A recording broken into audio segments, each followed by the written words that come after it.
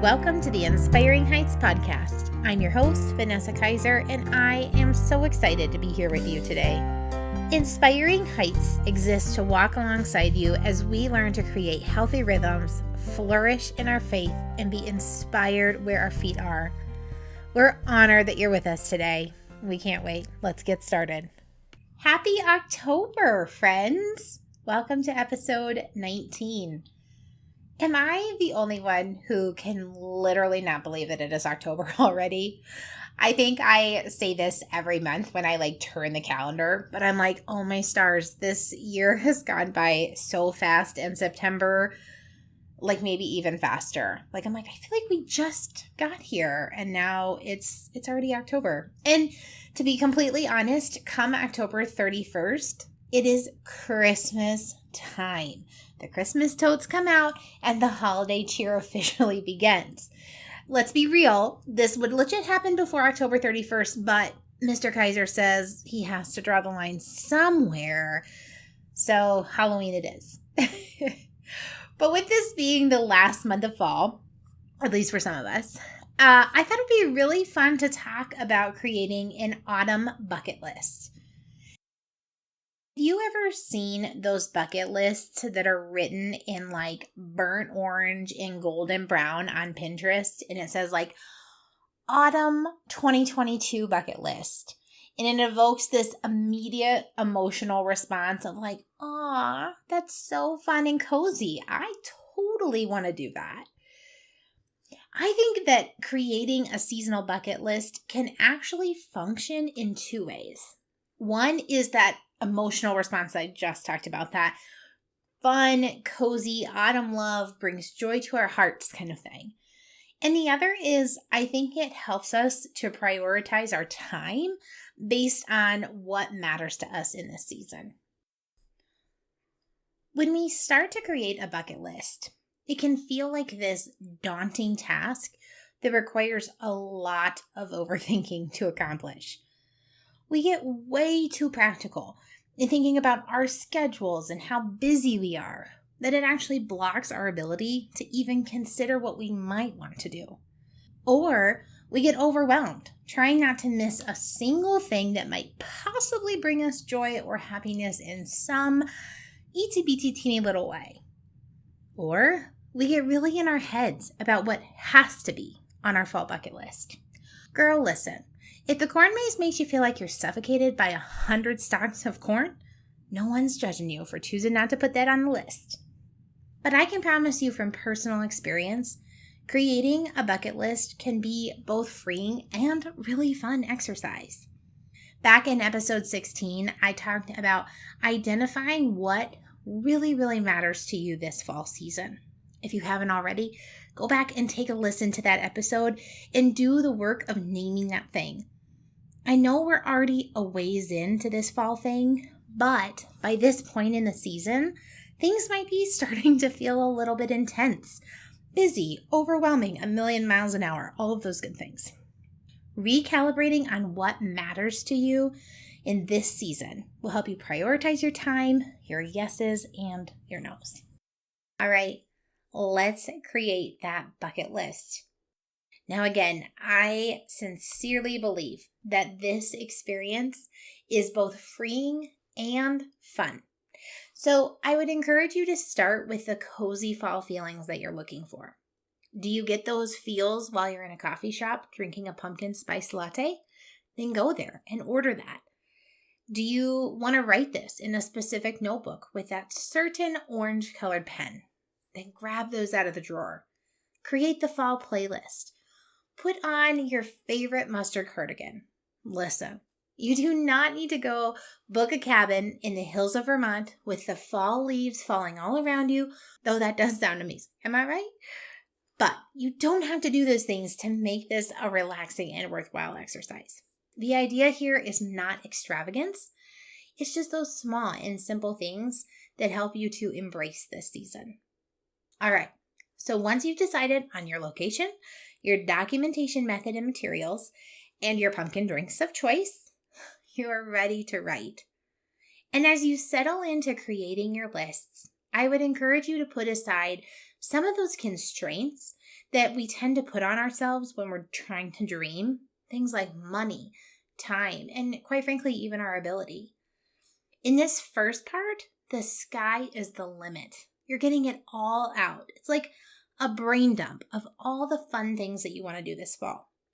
And here's some questions you can use to get your juices flowing. What sounds fun to me in this season?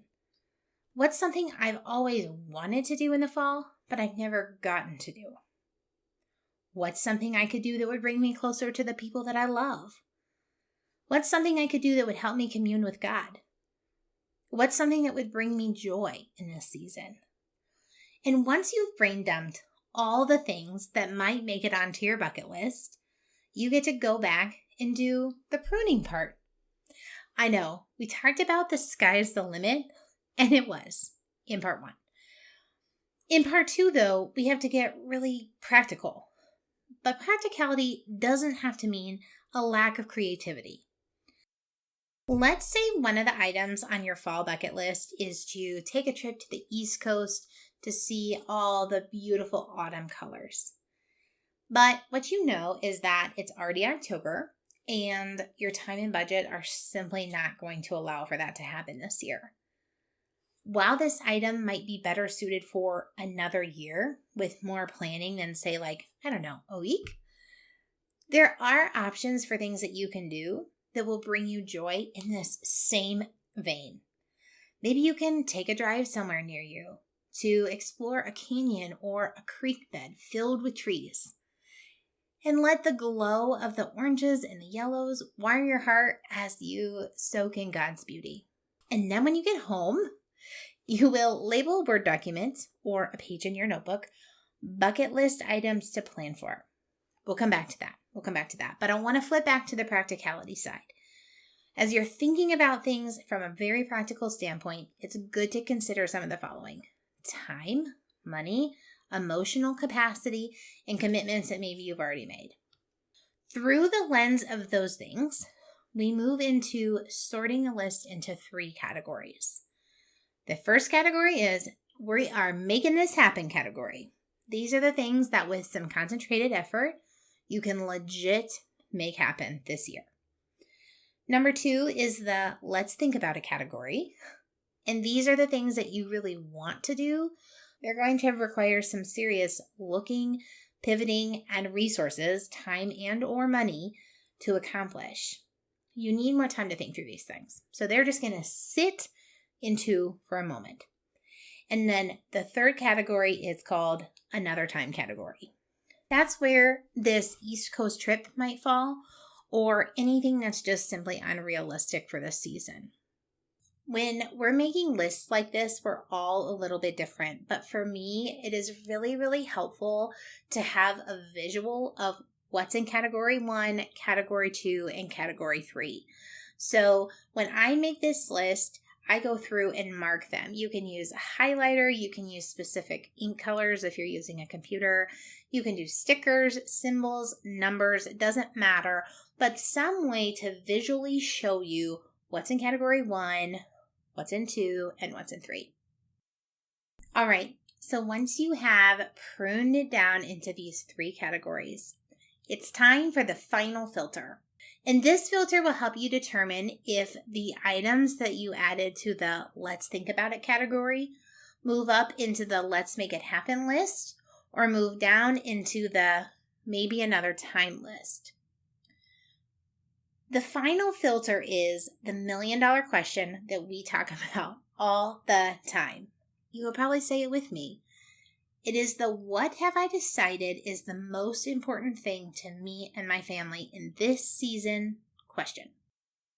And as you go through list number 2, ask yourself for every item that you have listed, ask, does this align with what's important, or is this just not the right season?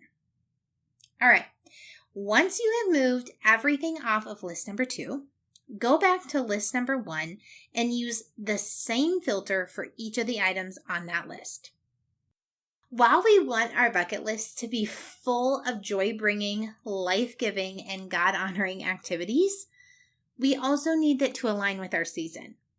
If we put 20 really spectacular items on our bucket list, but fail to remember that what is most important in this season is being home with our families 4 to 5 nights a week, we will end up feeling really split and frantic and pulled in a million different directions. So, reflect, filter, and prune. Reflect, filter, and prune. All right, now that we have the list, it's time to place it in our schedules. A huge reason why our seasonal bucket lists never actually happen is because we end the exercise after we've created the list. But friend, you and I both know that in order for our bucket list to actually become a reality, we have to move it from our cute notebook into our actual planners. So as you're looking at your calendar, here's my recommendation to you. Pencil that item on your calendar. You will be happy to have something to look forward to. And also, as you're going through this exercise, you're in the groove right now. You've named what's important, you've done good filtering and pruning, and you're penciling in some of those activities that will help you stay on task when this crazy thing called life tries to steal your time and your attention. So right after Labor Day, I took a personal retreat day, and I went through this exercise of creating a fall bucket list. And the most important thing to me in this season is spending quality time with God, with Ben, and with my friends. And everything on my bucket list reflects that. The things that are on the list have slowly but surely made their way onto our calendars. I have been guilty of doing part of this exercise for years. I love a good seasonal bucket list. Fall, Christmas, spring, summer, every season. But this year, I wanted to be really, really intentional about aligning the bucket list with this season of life. And the results have been really, really sweet. So, if you decide to venture into making a fall bucket list, share your pictures with us on Instagram or Facebook with hashtag fall bucket list. We would love to see your fun. All right, friends, I want to take a minute to tell you what's been inspiring me lately. A handful of weeks ago, we had a women's retreat with my church, and we spent the weekend with a lot of laughter and good food and great conversation, and a quick study focused in on Ecclesiastes. And one of my biggest takeaways was posturing my heart to give thanks to God for all the things, big and small, that He has given me, and to enjoy the gifts that He's blessed me with. I have been guilty of all sorts of twisty-turning things regarding this concept in the past, feeling guilty for having material items because we know that they're fleeting. But what God taught me that weekend was that, yes, material items, along with our health and the people that we love and even our own lives, it's all fleeting. It's all but a vapor.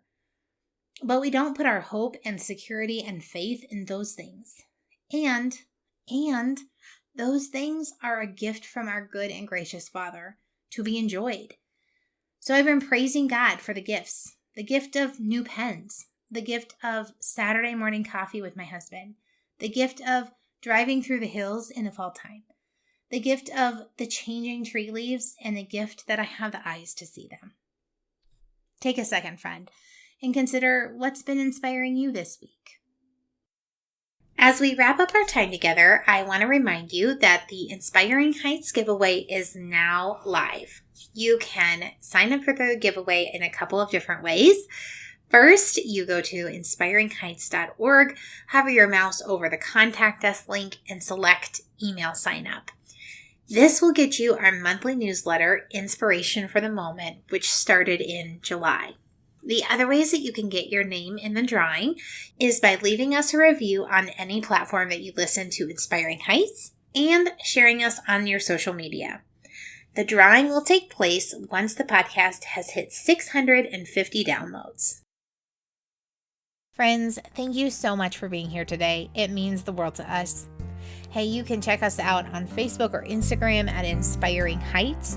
If you haven't already, subscribe to the podcast so that you never miss an episode. And if you're so inclined, go ahead and leave us a review. this helps for new listeners who haven't heard the podcast to kind of get a feel for what the show is like before they even hit play. If you have friends who aren't yet subscribers, share this with them if this is something you think that would be helpful and encouraging to them. Okay, friends, until next time, take a deep breath and be inspired where your feet are. Bye for now.